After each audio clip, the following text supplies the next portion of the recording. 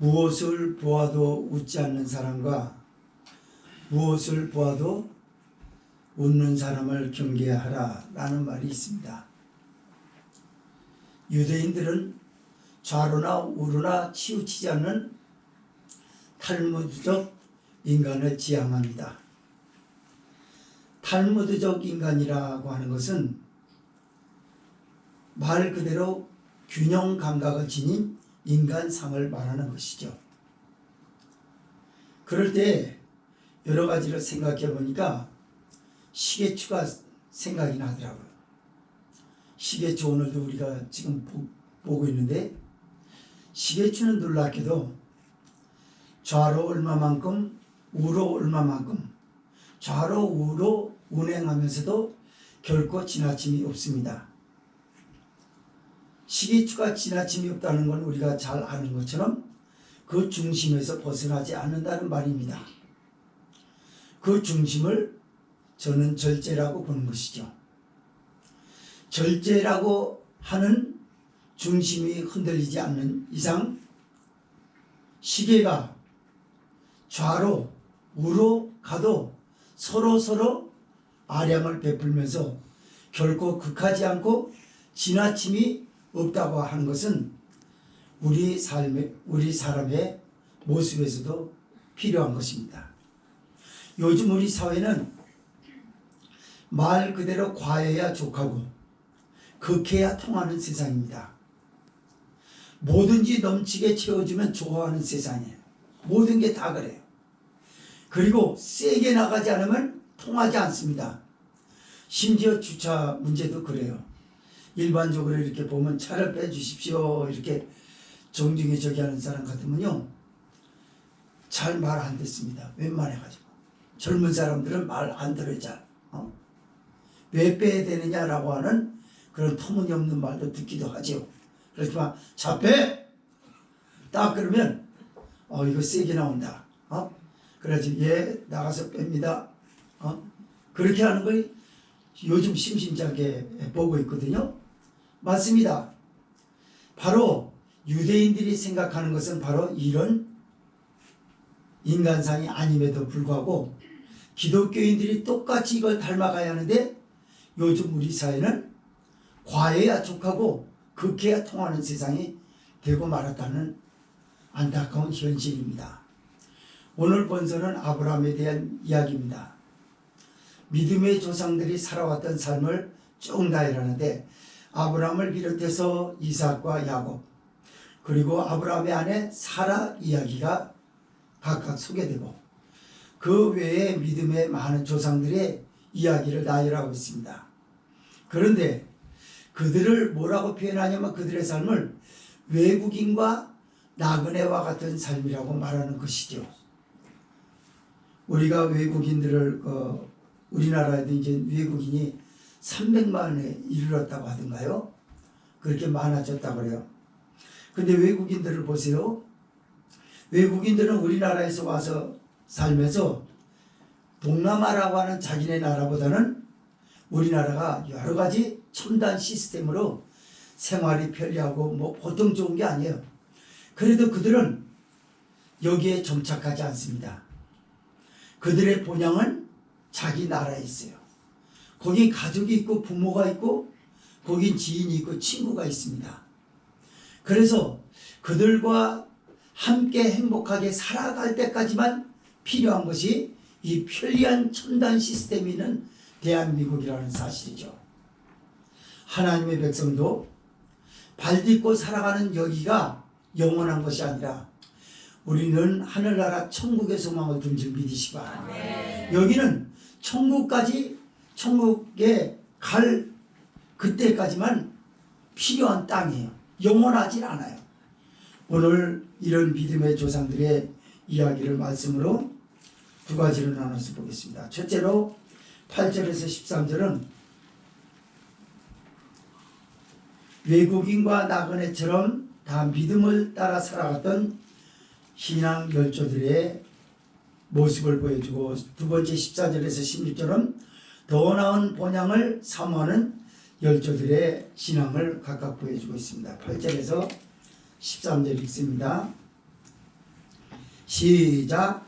믿음으로 아브라함은 부르심을 받았을 때에 순종하여 장래 기업으로 받을 땅에 나가세 갈 바를 알지 못하고 나갔으며 믿음으로 저가 외반에 있는 것 같이 약속하신 땅에 우거하여 동일한 약속을 유업으로 함께 받은 이삭과 야곱으로 더불어 장막에 거하였으니 이는 하나님이 경영하시고 지으실 터가 있는 성을 바랐습니다.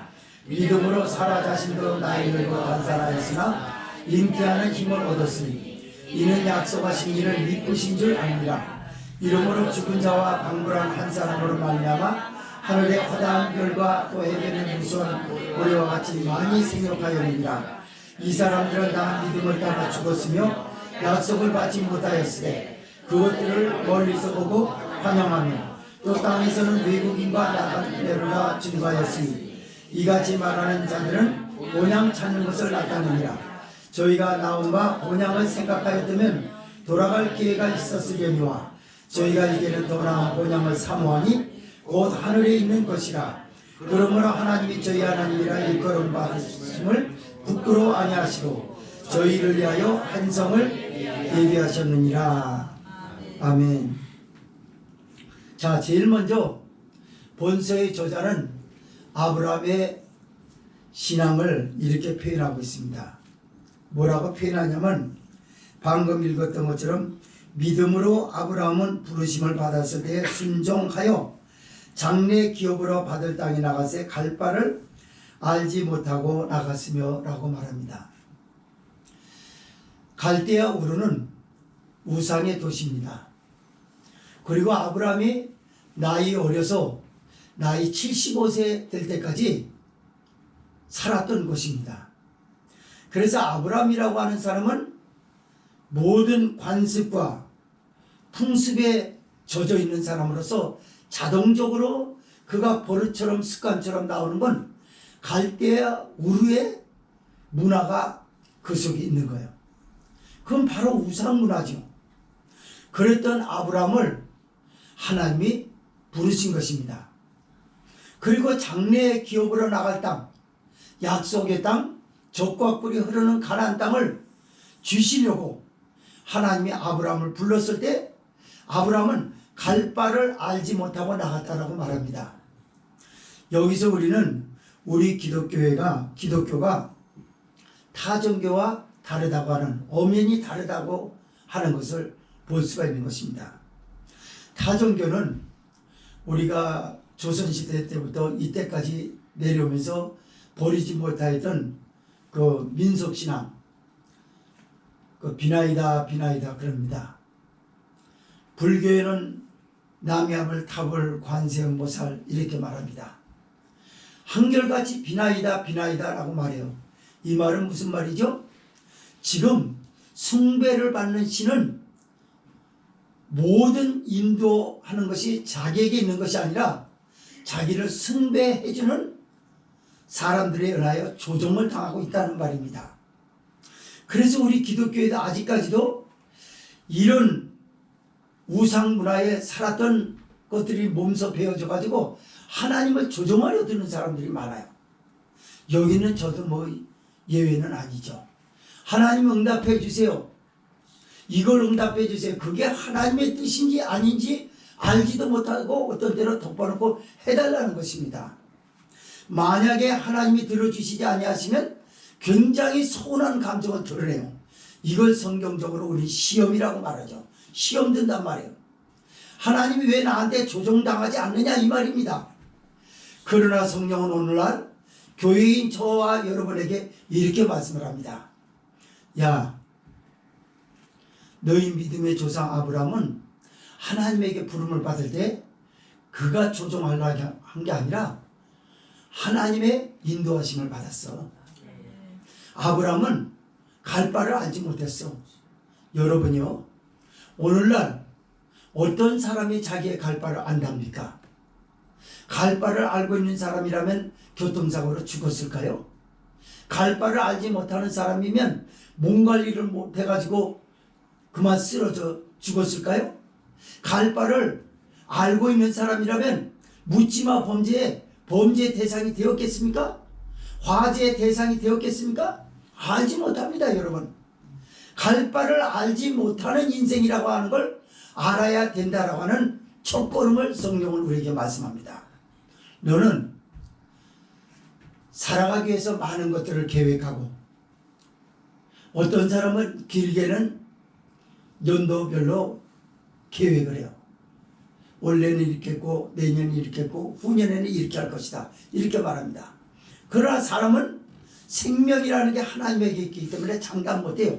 그리고 그 일이 잘 됐는지 안 됐는지도 모릅니다. 그냥 알지 못하는 거예요.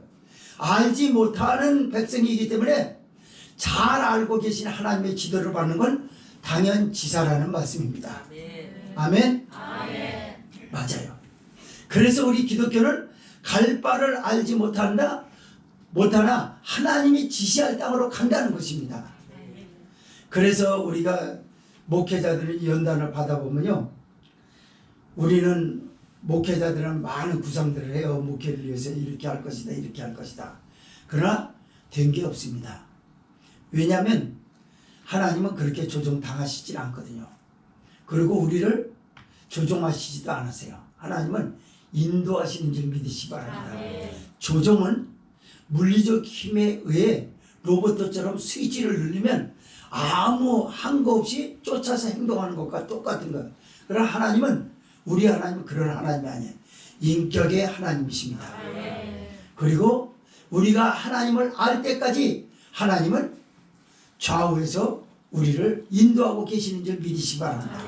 망하지 않게 하시고 앞을 가게 하시고 은혜를 베풀어 주신 하나님인 줄 믿으시기 바랍니다. 그러면서 믿음으로 저가 외방에 있는 것 같이 라고 지금 9절 말씀에 이렇게 기록하고 있어요. 9절 읽습니다. 시작. 믿음으로 저가 외방에 있는 것 같이 약속하신 땅에 오고하여 동일한 약속을 유업으로 함께 받은 이삭과 야곱으로 더불어 장막에 거하였으니 라고 말합니다.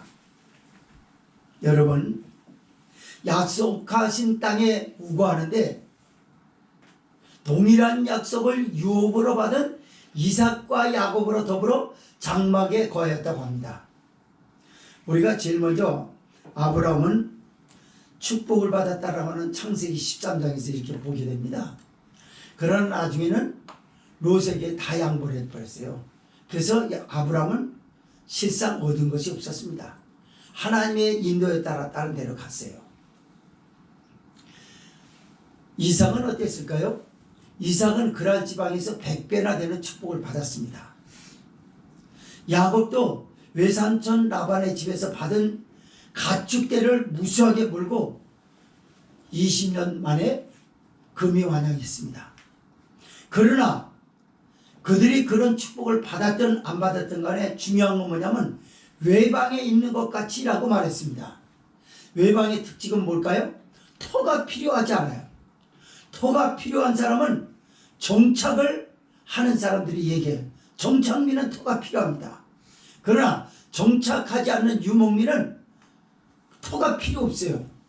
아무데나 편리한 데 천막을 갖다 쳐놓습니다. 장막에 거하다라는 말이 뭔 말입니까? 천막을 지금 말하거든요. 많은 걸 가졌는데도 불구하고 거기에 눌려있고 담을 만드는 멋있는 담을 친 가옥을 세운 것이 아니라 천막 생활을 했다고 말합니다. 이 말은 뭐죠? 이삭도 야곱도 자기의 조상 아브라함이 그랬던 것처럼 하나님의 지시할 땅으로 가려고 하나님의 인도를 받았던 삶을 살았다라고 하는 말씀인지 믿으시기 바랍니다. 성도 여러분, 많은 사람들이 지상낙원을 외치고 있어요. 실은 천국의 소망을 가지고 있다고 말하면서도 이 땅에서 영원하기를 바랍니다. 그래서 집을 더 멋있게 꾸미고, 그리고 앞으로 나의 노후 문제에 대해서도 신경을 쓰고 자손 대대로 잘 살 수 있는 길을 마련하죠. 이것은 어떻게 보면 천국을 소망하는 사람의 모습이 아닙니다. 그러나 우리 대한민국뿐만이 아니라 자본주의에 살아가는 사람들은 한결같이 이런 생활에서, 이런 현실에서 예외이질 못해요. 이런 현실입니다. 그러나 문제는 지금 이삭을 우리가 들었던 것처럼, 야곱이 들었던 것처럼, 그들은 그런 엄청난 축복을 받았는데도 불구하고 생활은 장막 생활이었다는 거예요. 가지고 있었음에도 불구하고. 맞습니다. 좋은 집에 사는 거 나쁘지 않아요. 좋은 차 타는 거 나쁘지 않습니다. 하나님의 영광을 위해서 이런 거 누려야죠. 그러나 문제는 그 사람의 사고와 모든 관심의 대상이 하늘나라에 있느냐, 이걸 지금 말씀하고 있는 것입니다. 사랑하는 성도 여러분, 여러분의 관심은 어디에 있습니까? 하늘나라 천국이십니까? 여러분이 살아가는 현실입니까? 집에다만 안주하고 있고, 그리고 이곳에서 아이들을 가르치고 대대 자자손손 잘 살아갈 수 있는 그런 것만 구상하고 있나요? 아니면 자녀들에게 믿음을 바로 심어줘서 하나님의 인도를 받는 걸 여러분은 거기에 관심을 두고 그 일을 하고 있습니까? 성령이 지금 그거 묻고 있는 거예요. 그렇게 했을 때 외방에 있는 조상들과 비교해 봤을 때 우리는 외방에 있는 게 아니라 영원한 것으로 착각하고 있어요. 믿음의 조상들은 왜 외방이 있다고 생각하였을까요? 잠시 후에 우리가 구체적으로 보겠습니다만 그들의 본향은 하늘나라예요. 하늘나라이기 때문에 언제든지 하나님이 오라면 이살 준비가 되어 있기 때문에 간소한 천막이 필요했던 거예요. 재산이 없었던 게 아닙니다. 많이 있었습니다. 그러나 천막을 가지고 있어서 언제든지 이살 준비가 됐다라는 그 말은 뭐냐면 소돔성에 롯의 뒤를 돌아다 보지 말라고 했는데도 관심이 소돔성에 있었기 때문에 뒤를 돌아다 본 것 아니겠습니까? 그러나 믿음의 조상들은 뒤를 돌아다 보는 것이 아니었어요. 거기 뒤는 보이지 않습니다. 뒤로 그냥 돌려놨어요. 그리고 하나님의 인도하심, 하나님이 지시할 땅이 어딘지를 매일매일 인도를 받았다는 거예요. 이게 믿음입니다.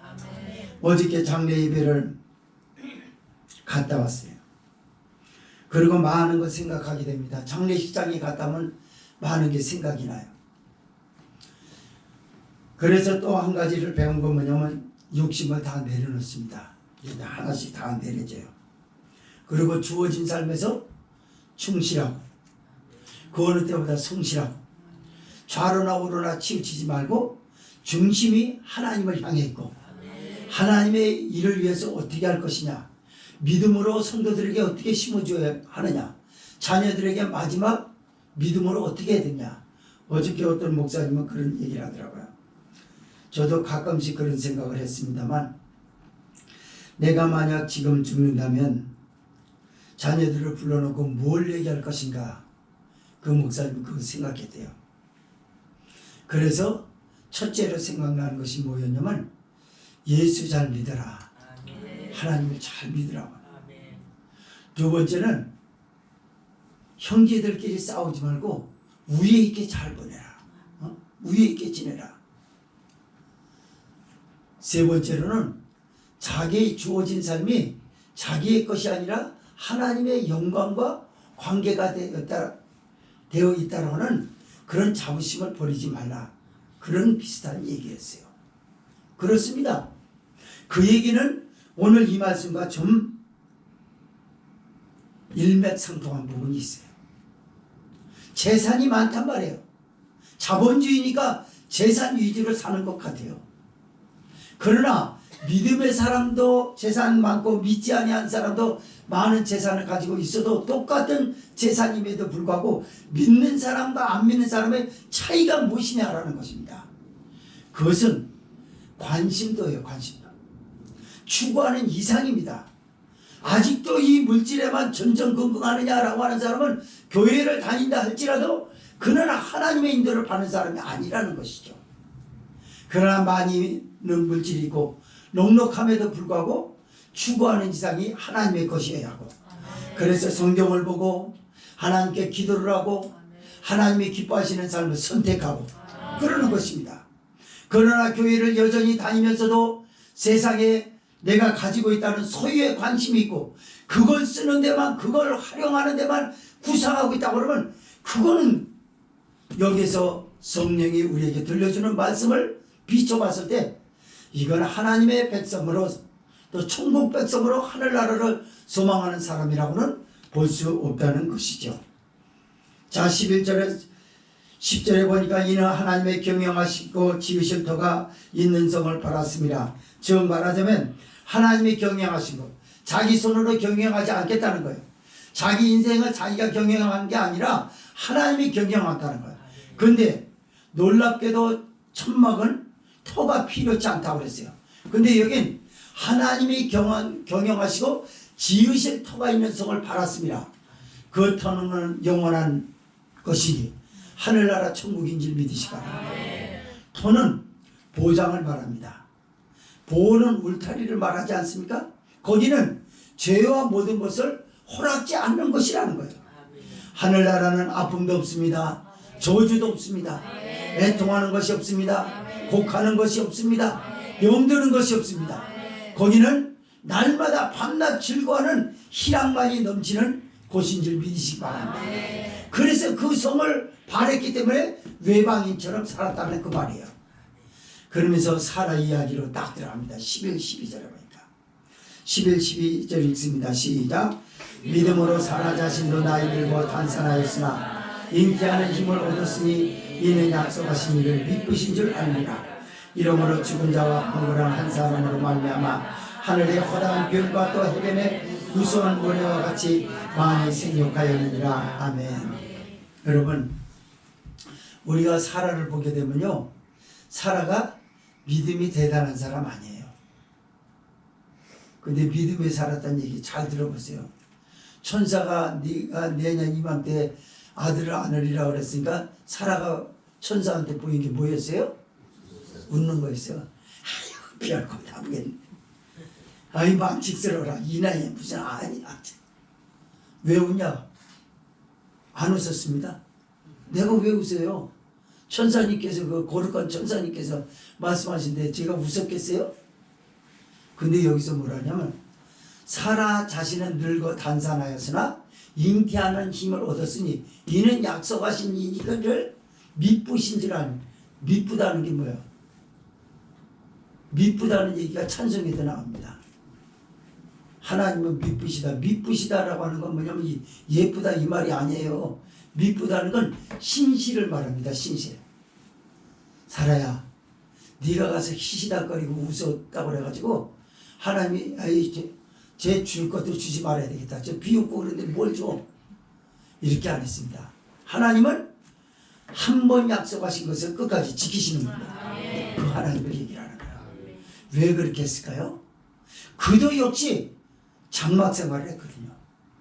문제는 그거였단 말이에요. 의심을 하고 하나님이 뭘 어떻게 하시냐라고 하지만 실제적으로 하나님의 인도를 받는 사람이라고 하는 근거는 어디에 있었습니까? 바로 터가 있는 집이 아니라 언제든지 이사갈 준비가 되어 있는 천막, 장막에 함께 자기 남편 아브라함과 거하여 살았다는 얘기를 지금 하려고 말씀하는 거예요. 13절에 있습니다. 시작.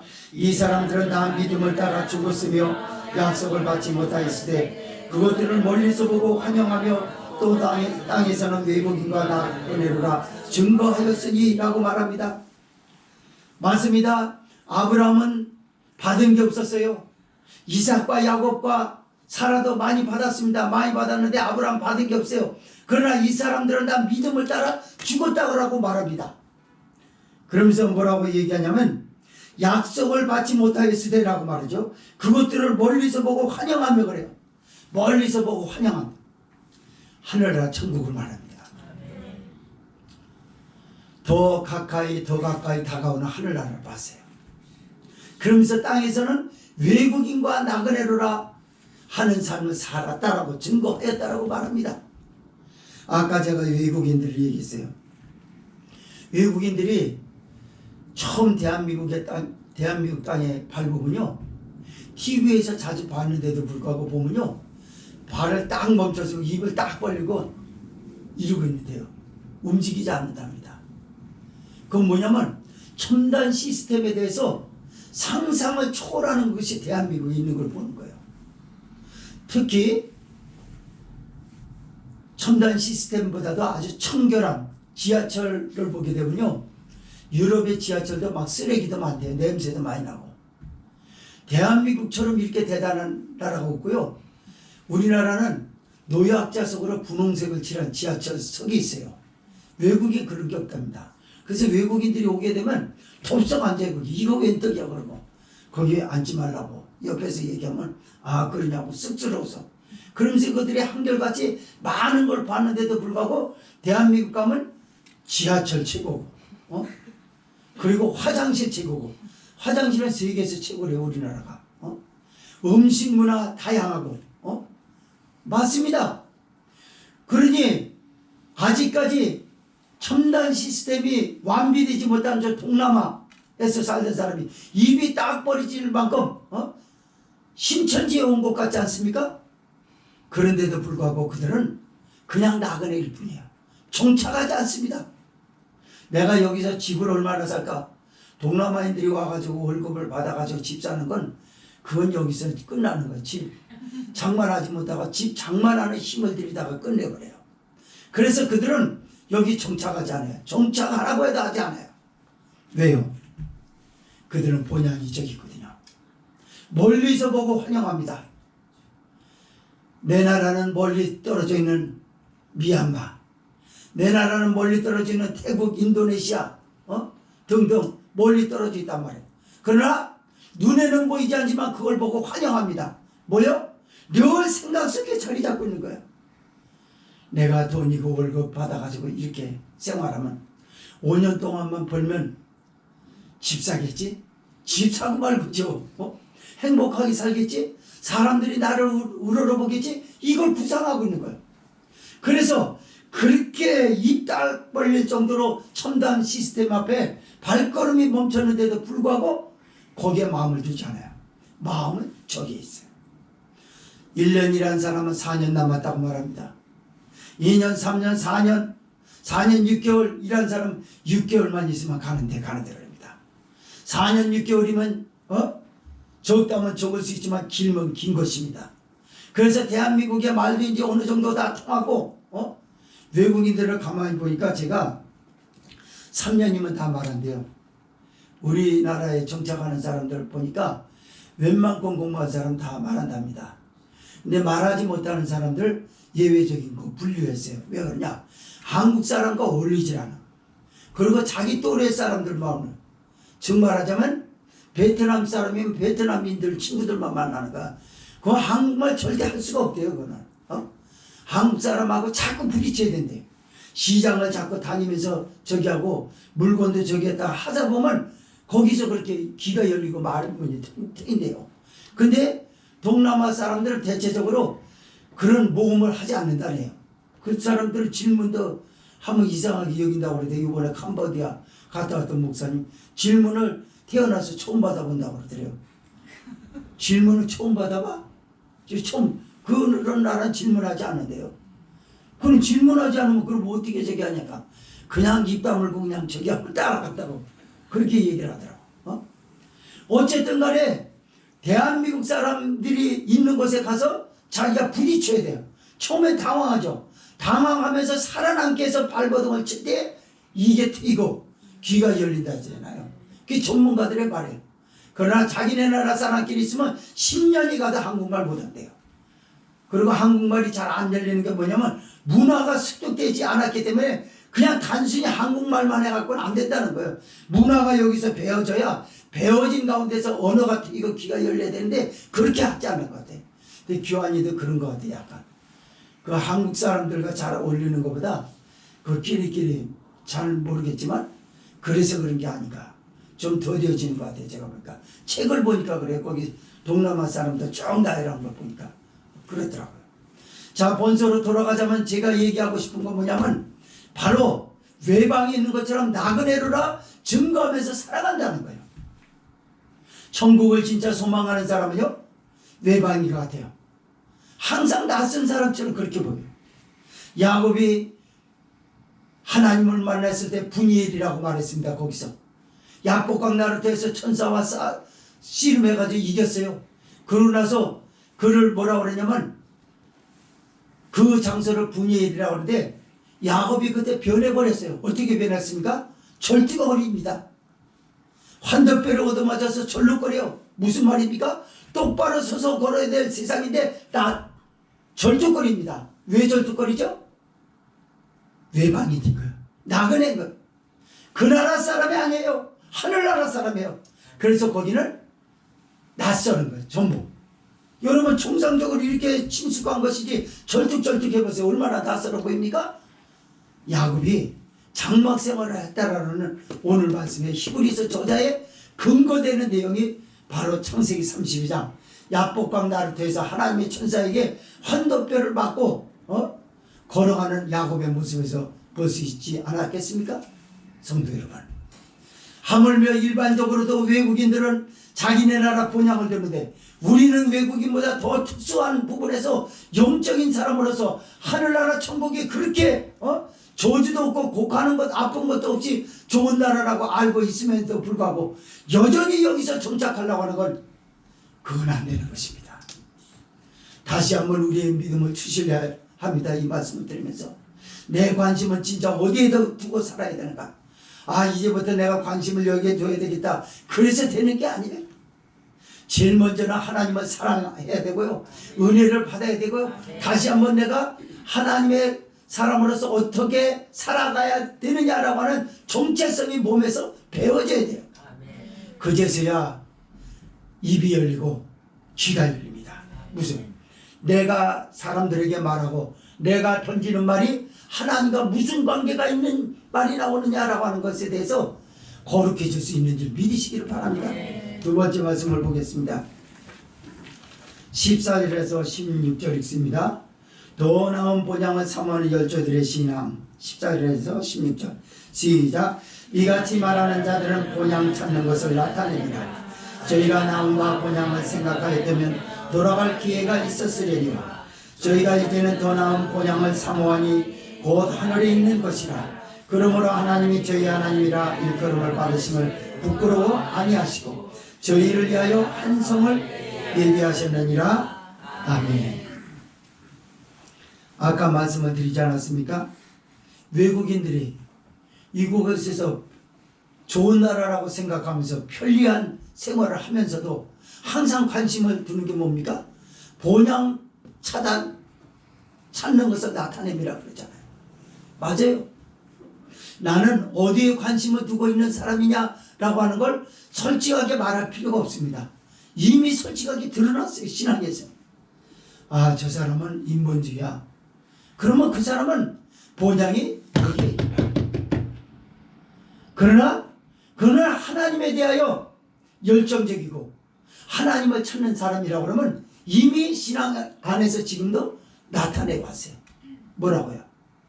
세상보다도 하나님이 좋아서 이 주어진 과업이 이 세상에서 살면서 너무너무 힘든데도 불구하고 끝까지 소망을 잃지 않고 하나님을 의지하면서 살아가는 그 사람을 보면서 본향 나타내는 천국 백성이라고 하는 걸 삶에서 나타내 보이잖아요. 그래서 우리 기독교는요, 타 종교와 다르게 종교인이다, 기독교인이다, 무슨 교인이다 라고 굳이 말할 필요가 없는 거예요.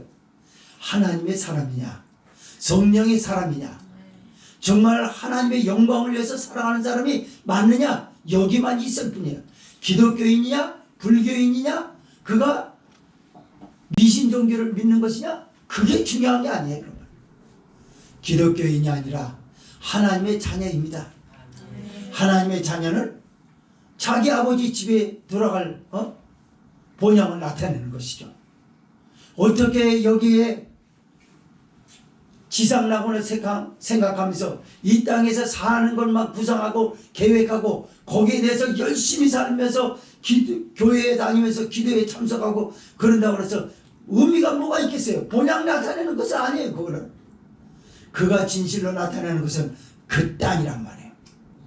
땅에서 여행 다니는 걸 좋아하고 자기 일하는 걸 좋아하고 자기 이주를 위한 모든 계획들, 하나님과 아무 상관이 없습니다.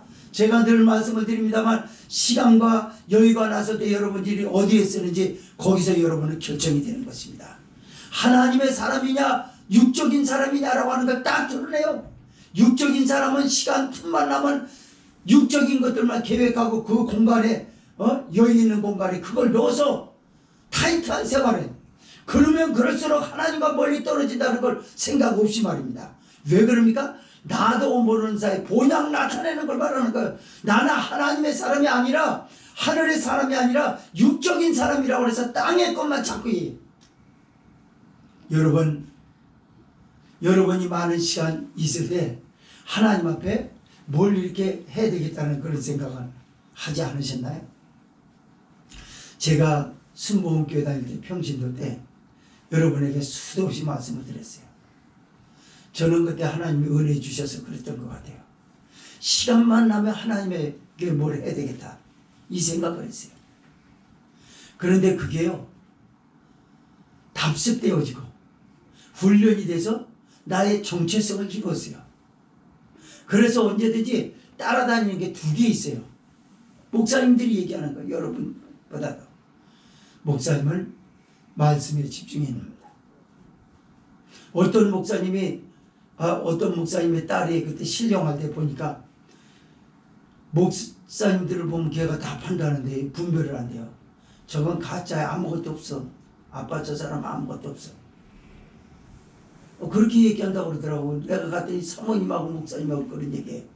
근데 손 목사님은 가운데 십자가가 있고 성경책이 이렇게 놓여져 있더라고. 그 어린아이가 눈이 열려가지고 지금은 안 그런데 그 전에 어려서 그랬어요. 그래서 그 얘기 듣고 목사님들이 그 집에 가는 걸 꺼려할 정도로 애가 다 판단하고 있으니까 저건 가짜야. 저건 진짜 이렇게 말하니까.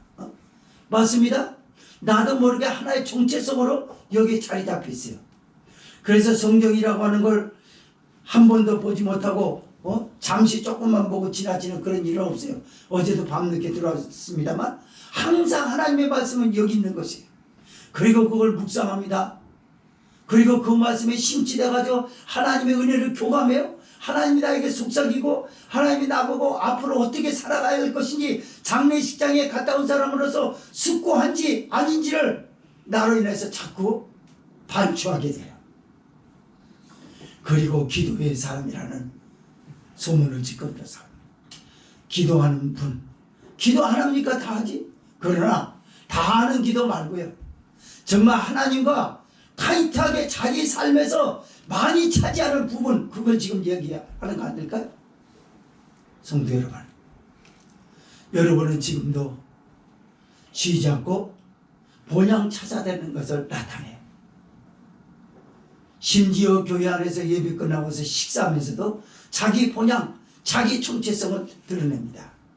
나는 이 땅의 사람, 하나님의 사람이라는 건 항상 추상적이에요. 현실적인 건 이 땅의 사람이라는 거예요. 요번에 저기 한번 어디 놀러 갈까? 뭐 하면 여기 갈까? 항상 이거밖에 없어요. 하나님이 간밤에 내게 은혜 주셨던 거 생각해보니 참 감격스러웠다. 아, 이런 날이 좀 많았으면 좋겠다고. 이런 복음적인 말이 잘 안 나와요. 우리 교회 특징이 좋지 않습니까? 그걸 좀 금했으면 좋겠습니다. 15절에서 16절 읽습니다. 시작. 저희가 나온 바 본향을 생각하였다면 돌아갈 기회가 있었으려니와 저희가 이제는 또 나온 본향을 사모하니 곧 하늘에 있는 것이라. 그러므로 하나님이 저희 하나님이라 일컬음을 받으심을 부끄러워 아니하시고 저희를 위하여 한 성을 예비하셨느니라. 여러분, 나온 바 본향을 생각하였다면 지금 얘기하잖아요. 본향을 생각하였다면 돌아갈 기회가 있었으려니와, 이 말이 굉장히 와닿아요. 무슨 말인가요? 살다가 아브라함도 이삭도 야곱도 어려움을 당했어요. 그래가지고 애굽으로 내려가서 곡식을 구하려고 자기 아내를 누이라고 속이고 그 아들도 똑같이 닮아가지고 그렇게 하잖아. 심지어 야곱 같은 경우는요, 외삼촌 라반의 집에 가가지고 하나님이 자기 아버지 이삭에게 어머니 리브가에게 들려주셨던 그 하나님의 음성을 듣고 외삼촌 라반의 집에 갔는데 20년 동안 공으로만 일했어요. 돌아온 게 아무것도 없었어요. 그 과정에서 얼마나 힘들었겠어요. 돌아갈 기회가 있었으려니와 아, 나 이거 못하겠다. 이건 아닌 것 같아. 얼마든지 갈 수 있어요. 오늘날 우리도 마찬가지입니다. 내가 교회 다니는 거 더 이상 뭐 이렇게 해야 될까? 아이, 그냥 옛날로 살아가자. 오늘도요, 사탄은요, 수도 없이 돌아갈 기회만 구상하고 있어요. 하나님에게서 떠나가는 일만 구상하고 있다고요. 어떻게요? 하나님의 말씀에 붙들리지 않는 사람의 상상 속엔 항상 그런 기회만 훔쳐가고 있어요. 그러나 그 기회는 얼마든지 있습니다. 여기 보니까 돌아갈 기회가 있었으려니와 라고 하다. 수도 없이 많았다 그 말이에요. 그러나 그들은 하나님이 지시할 땅, 약속하신 땅에는 분명히 뭔가 있을 것이라고 생각하고 더 나은 바 그 본향을 사모하였기 때문에 정말 포기하고 싶은 적이 한두 번이 아니었어요. 그러나 하나님의 약속을 믿었습니다. 사랑하는 성도 여러분, 우리가 이렇게 세상적으로 돌아가려고 하는 자기 이기심을 정과 욕을 십자가에 못 박지 않으면 우리 예수님이 약속하신 것, 하나님이 우리에게서 약속하신 걸 위해서 끝까지 달려갈 수가 없어요. 천국 백성이 될 수가 없어요. 그러나 그럼에도 불구하고 우리는 하늘나라를 믿기 때문에 더 나은 바 본향인 하늘나라 천국을 믿기 때문에 지금도 믿음 생활을 해온 줄 믿으시기를 바랍니다. 16절 다시 한번 읽으면서 정리하면서 결론 맺겠습니다. 시작. 저희가 이제는 더 나은 본향을 사모하니 곧 하늘에 있는 것이라. 그러므로 하나님이 저희 하나님이라 일컬음을 받으심을 부끄러워하지 마시고 저희를 위하여 한 성을 예비하셨느니라. 여러분, 누가복음 9장 26절에요 기가 막힌 말씀을 예수님이 하셔서 이 말씀과 똑같이 뭐라고 그러는지 알아요? 누구든지 나와 내 말을 부끄러워하면 인자도 자기와 아버지와 거룩한 천사들의 영광으로 올 때에 그 사람을 부끄러워하리라. 그런데 여기 16절에 보니까 그러므로 하나님이 저희 하나님이라 일컬음을 받으심을 부끄러워 아니하시고라고 말합니다. 무슨 말이죠? 하나님의 약속하신, 하나님이 지시하는 삶을 살기 위해서 많은 재산을 가졌는데도 불구하고 천막생활하고 외방인과 외국인과 나그네처럼 살고 정착하지 않고 언제든지 하나님의 지시를 받겠다고 하는 사람에 대해서 하나님이 그래 난 너희 하나님이야, 하나님이 부끄럽지 않게 여기지 않으시고 한 성을 예비하셨느니라 하였으니 그 성이 저 하늘나라 천국이고 현존하는 여러분이 그렇게 갖고 하시는 재물과 명예와 건강의 복인 줄 믿으시기 바랍니다. 맞아요. 그거 얘기를 하는 거예요. 그래서 내가 저에게 주는 거 부끄럽지 않다. 그러니까 다 주고 싶은 거예요. 그러나 예수님이 여기서 그래요. 누구든지 나와 내 말을 부끄러워하면 인자도 자기와 아버지와 거룩한 천사들의 영광으로 올 때 그 사람을 부끄러워하리라. 식기도도 제대로 못하면서 눈치 슬슬 보는 거 교회 다니면서 그 전도하고 싶은데도 불구하고 전도 한 말을 못하는 거야. 그냥 미적미적대고 조금이라도 해야 되는데 창피해가지고 잘 못하는 거야. 이거 굉장히 위험합니다. 예수님이 그걸 보신대요. 창피하지? 나도 너 창피해. 근데 여기서 창피한 것뿐만이 아니라 너가 영원히 천국이냐 지옥이냐 그 갈림길이 있을 때 내가 그때 너 보면 내가 너를 부끄러워해. 무서운 말이에요. 말씀의 결론을 맺습니다. 성도 여러분, 우리의 신앙생활에서 우리의 삶에서 보여주는 이미지가 뭔가요? 여전히 이 땅에 정창빈의 이미지를 보여주는가요? 아니면 외국인과 나그네 같은 이미지의 신앙인가요? 잘 생각하십시오. 그래서 성경을 더 가까이 하라는 말이고, 성경 찾는 것도 못 찾는 거 이거 많이 얘기해야 됩니다. 이거 보통 범죄가 아니에요. 이것도 신앙생활 그렇게 하면서도 성경을 못 찾는다는 거 이거 참 부끄러운 얘기입니다. 이건 그 하나님이 안 기뻐하셔요, 여러분. 그래서 여러분은 성경을 가까이 하고 기도를 가까이 하면서 여러분의 정체성을 하나님의 백성으로 바뀌신 은혜로 탑승하시기를 주의 이름으로 부탁을 드립니다. 동성으로 기도하겠습니다.